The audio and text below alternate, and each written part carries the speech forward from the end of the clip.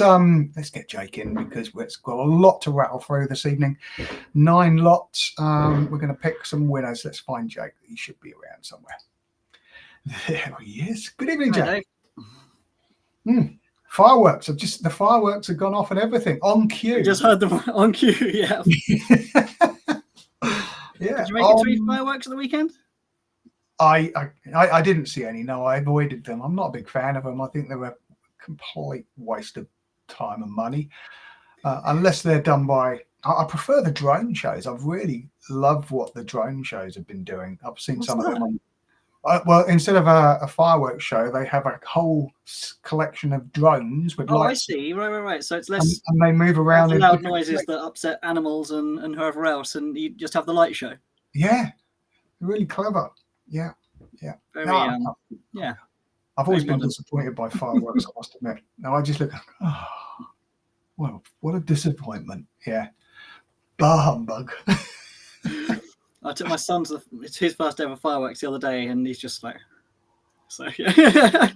Everything's new to him, though. He's easily impressed. Oh. Well, we've got a lot to get through tonight, haven't we? That we do. That we definitely do. Yeah, we should crack on. So we have 9 lots. And the first up on my list is a whole trio of Octomores, series 14. 3 of them, Octomore 14, 1, 2, and 3, easy as pie. Man, I've looked into Octomore, and it's really clever how they get so much peat into their grain. I mean, they just leave it. Like most people just have a little flash of peat smoke and then use hot air to dry them all, but they just leave it to dry it and to infuse it. So they get incredible peaty levels. I've just picked up something peaty here, but it's nowhere near at those levels. Yeah. Yeah, I've got a drop of Ardbeg, but yeah. Of course. Well, a different beast, because the way this is distilled, and it's not just all about the peat, but yeah, the ppm is crazy levels. Yeah, I think the first one was something like 85 ppm, and it's gone up to like 230 something that measured in the malt. Obviously, this gets distilled away and then it disappears with age, but not much, because most of them are bottled around that sort of 5-year-old mark, which is where it really sort of shines.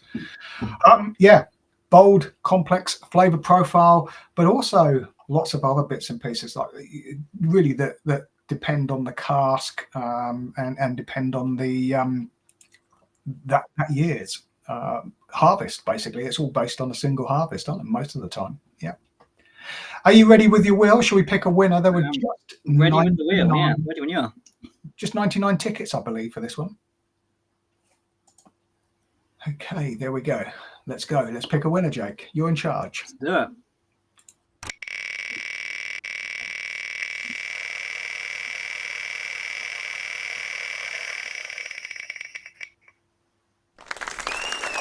Oh, congratulations, Andrew V. Yep, 6279290. And V for victory. V for victory. There we go. Hi, there we go. What's up next? Oh man, this is a big one. This is a big one. Yeah. I mean, this is some crazy whiskey, right? We've got a lot of crazy whiskey, but this is up there tonight. This is really up there. 43-year-old Talisker, their oldest release to date. For some reason, this expression was finished in casks that feature staves that have been on a bit of a journey. I've been taken across the Atlantic on a 3,264-mile journey aboard his boat, the Oaken Yarn. They've been on an expedition. It's the Expedition Oak. The Expedition Oak. They've taken for some reason. I mean, why? Who knows? But hey, there were just 1,830 bottles of this 43-year-old filled, and someone's going to win one this evening. We sold 149 tickets, so it's a very good odds. Indeedy. Right, let's. Are you ready with the wheel, Dave? Are you ready with the wheel? There we go. But the fireworks again when you bring that up. A 43-year-old Talisker.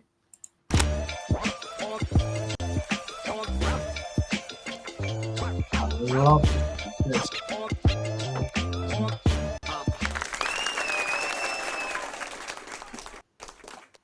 I'll Ely, let you pronounce that one. I don't want to get it wrong. H. Well done. 68, 54, 73. You have just won. I mean, what a lot to win. That's a big one, isn't it? Very old, very sought after, very exciting whiskey indeed. Crazy stuff. Well played. Okay, we're coming up to the premier event of the evening. 5 recent boutique whiskey releases from right across the 5 whiskey regions of Scotland. From the Lowlands, an Auchentoshan 25-year-old. From the Highlands, a 21-year-old Tomatin. From Speyside, a lovely 25-year-old Glenrothes. From Islay, a 27-year-old Bamora. And from Campbelltown, a 22-year-old Springbank. Dirty.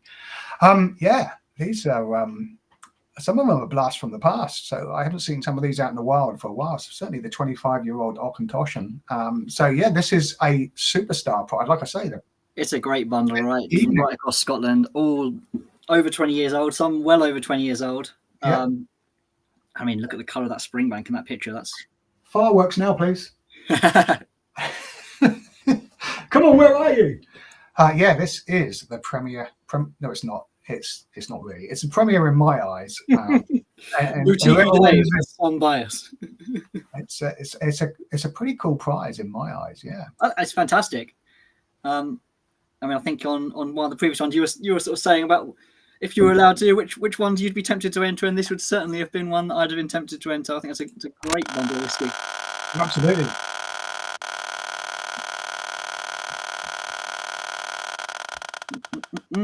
It is Luke J. Yeah. Well, there you go, Luke. 2238. Yeah. Congratulations. Yeah. That's a full suite of boutique whiskies from across Scotland. Well played. Where are we up to next? Awesome stuff. Awesome stuff, really, so far, isn't it? Oh, and then look at what we're on to. I mean, this it just keeps coming. It just keeps coming. Yeah, absolutely. Okay, 3 Johnny Walker Blue labels from their Ghost and Rare edition. So this features 3 distilleries that closed a long time ago. Glenurry, Royal, Pittyvape, and Port Dundas. I do love a Port Dundas. So Glenurry Royal, I don't think I've ever seen one in the flesh. I've certainly not tasted one. The distillery closed in 1983. There were very, very few editions that I'd seen. There were a few very spectacular editions, but even in the indies, not many of them come around very often. The distillery is gone. Pittyvape, I have tasted a few Pittyvapes, and they're quite nice. It was once one of the original Flora and Fauna. I think that was the only ever bottling that was a genuine. The rest of them were either special releases. That distillery closed in 1993, later demolished. And in Port Dundas, a lovely grain distillery that was sadly closed in 2010, and that too has been demolished. Once upon a time, Scotland's largest distillery, and it actually did both malt and grain for a period back in Barnard's day. I don't remember how long it did do malt for, but I think it stopped doing malt a long time ago. But yeah, this is pretty special, I think. It's based around, like you said, those closed distilleries you named. I think some of them have other closed distillery whiskey in them, and I mean, it's all very old and rare stuff in the blend. Yeah, little special prize here. Let's get this wheel shared. Okay, are you ready for the wheel? I am ready. Excellent. Johnny Walker Blue. There it is.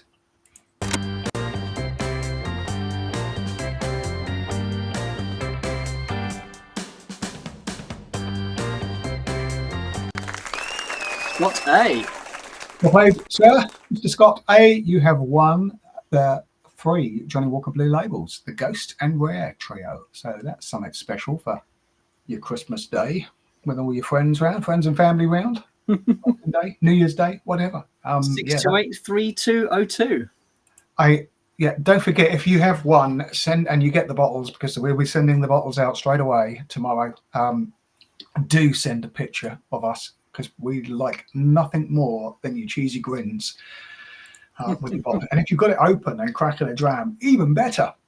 What's up next? Oh, of course, it's an Ardbeg.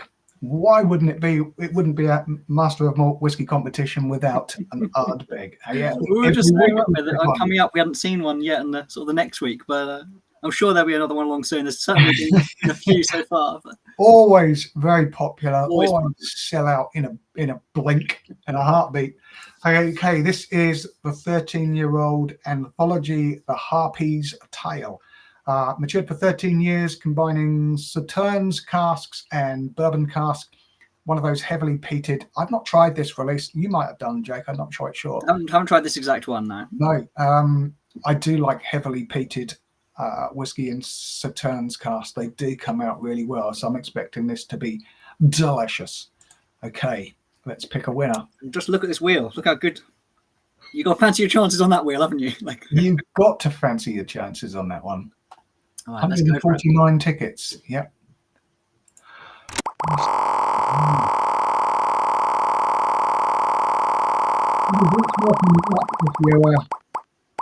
Keep looking. P 627 874 and 6. You have just won the Ardbeg. Congratulations, sir. Congratulations. All right. What's up next, Dave? What's up next? Oh, this is a Master of Malt special. A family cask from the Glenfarclas distillery. So 29 years old. Distilled in December 1991. I know exactly where I was. It takes me back to quite an exciting time in my life, I must admit. It was the end of my first year in the Far East, building boats, and Christmas and New Year in the Far East, which was a lot of fun. My first ever Christmas, and it was a lot of fun. You don't want to know how old I was in 1991, Dave. Sorry? You don't want to know how old I was in 1991. No, probably not.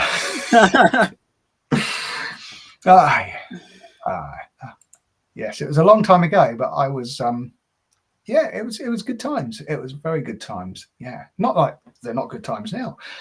If you've never visited the Glenfarclas distillery and you're up in that Speyside region, I heartily recommend going to see them. They are a lovely group of people. It's a lovely distillery.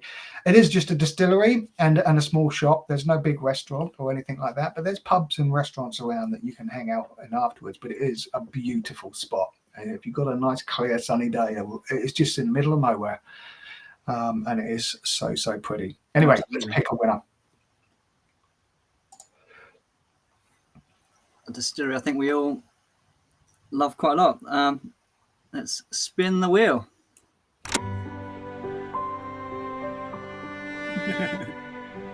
Really? And it is Anthony L. 6292320. Enjoy your Glenfarclas 29 years old. It's almost 30 years old, but non-exclusive Glenfarclas family cask. Yeah, single cask, single Oloroso sherry hogshead, bottle at cask strength, and I think it was something like 213 bottles, and that was it. What's up next? We're back off to Islay, I believe. Yep. I've got the wrong one. There it is. I knew it was there. I just kidding. Okay, so this is from the Stories of Wind and Wave from the character of Islay Whisky Company. It's a single cask. It's a 15-year-old Lafroig that was distilled in October 2005. Matured in a refill butt until bottled by the character of Islay Whisky Company as part of their Wind and Wave collection. I really love the bottles that they put these whiskies in. Very simple, very elegant bottles with very simple branding on it, and tiny little labels so you can see all the glassware, which is all rippled with the wind and waves. Yeah, stunning looking bottles. Yeah, smart things. And we have a wheel ready to go. We sure do. This will be a lovely drop of Lafroig. And when you ready.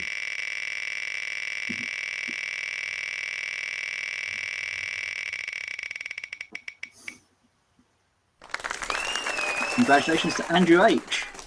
6284352. Hey, Well, congratulations. There's a few more whiskies to go. We've got 2 more to pull out this evening, including a superstar whiskey. There are a couple of whiskies in for next week's draw. There's a 40-year-old Glenfiddich, which will be pretty stunning, I'm sure, and a 25-year-old Balvenie, which I think was added this week. It goes out.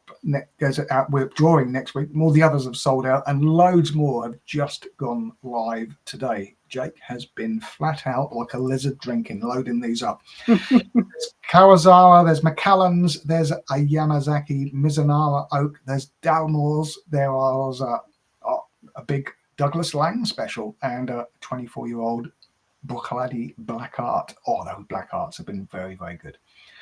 Anyway, back to this evening's draw. A very small number of tickets, just 30 tickets for this Edredauer Balakin. Batch 1 cask strength edition. I don't know anything about it. It's their heavily peated malt that's produced at the Edredauer distillery. It's a tiny, tiny little distillery that has a huge fan base, especially in Germany. I remember standing next to them at a whiskey show in Berlin, and they had loads of different bottles out, single cask ones and some of their standard stuff.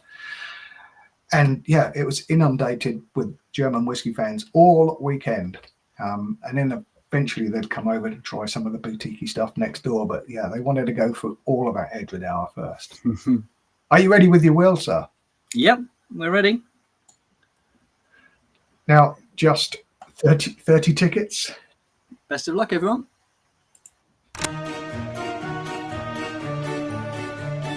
We're back to the spooky Halloween. Back on Halloween music, yep. Dylan V, 6292806. Congratulations. Another V for victory. Oh, okay, this is the big one. This is the big one. Seriously big one.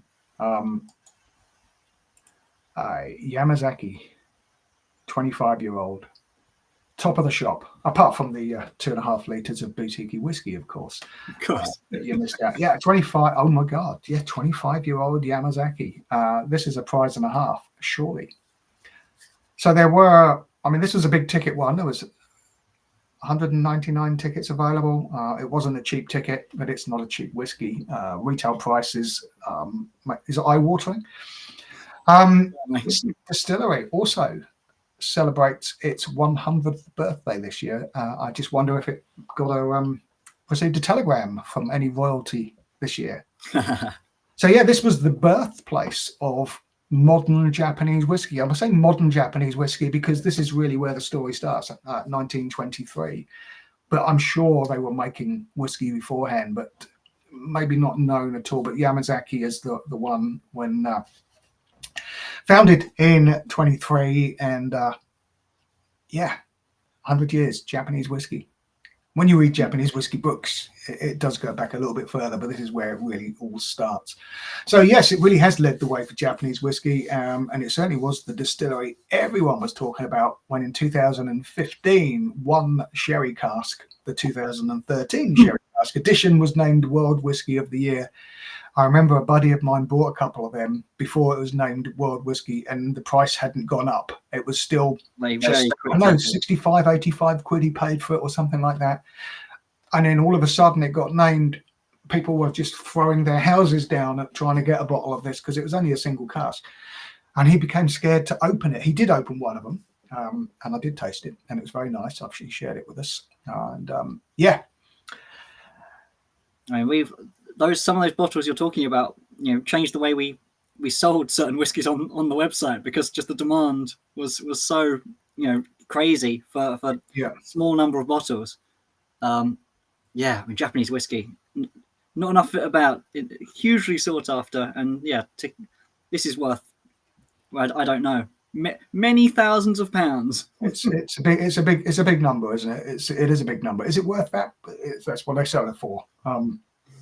I haven't tasted anything as old as the 25. I've tasted the 25-year-old Hakushu, but not the 25-year-old Yamazaki. Sure. Bless you.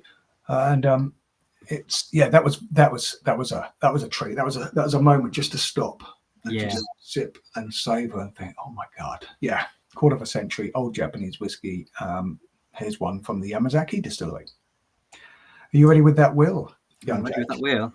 I'm nervous. This is this is huge. Okay. Best of luck. Yes, best of luck. One of you is going to win this. Here we go. Colin H. This is a very good day for you. It is a very, very massive congratulations. good day to you. 628-2900. Just wow. Wow. Wow. Yeah. I'm wowed as well. That is just an oh my God moment. Yeah. Wow. So that's it. We rattled through them pretty quickly. We did. We smashed through them, didn't we? But We did smash through them. Well, we did talk on about nonsense for too long. But yeah, and just wild whiskey. Yamazaki 25, Talisker 43. You know, I've just been looking at the two big ones for next week is that 40-year-old Glenfiddich. Yep, that one's still going. Yeah, see very often. And Balvenie 25-year-old. I've tasted some old Balvenies in the past, and they've been spectacular. The old 21-year-old Portwood was always a favourite of mine, and yeah, that was just a delicious whiskey. So I'm expecting that one to be rather super. And say the new live ones that you've thrown up today, Kawazawa 19-year-old from that boutique whiskey company. 25-year-old Macallan from 1997. I would like that because that is my daughter's birth year. That's a cask strength collection from the Signatory Vintage Independent Bottlers. I've seen the color of that. It's opaque. Another Yamazaki from Japan, Mizunawa Oak. Mizunawa is a Japanese oak. It's also, I think, translates as the water oak because it's the most difficult wood to work with. Water oak meaning because it leaks. right. I knew it was very difficult to work with. I didn't know the sort of the literal meaning. Yeah. Yeah, it doesn't hold water very well. It's not the most ideal wood for making a cask. They're very difficult to keep together, which is why they're so rarely seen. And the trees have to be very, very old and trying to pick a straight tree and all of that sort of thing. And that one's exclusively matured in Mizunawa, isn't it? Whereas usually it's used as a bit a little bit of seasoning in the cask mix, whereas that one's and very sought after. Yeah, it is very sought after. That's a big ticket one. A trio of Dalmore vintages. Yep. From the 2003, 2007, 2008, I can see here. There's the big Douglas Lang regional malts specials. So 5 whiskies.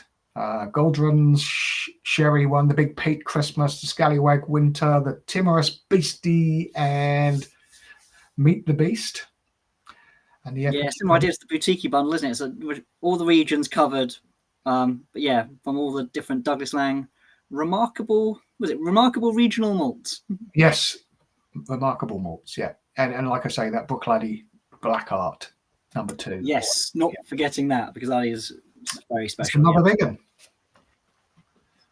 Well, it's been lovely hanging out with you on a Monday evening. Absolutely. Finish my whiskey. Always a pleasure, Dave.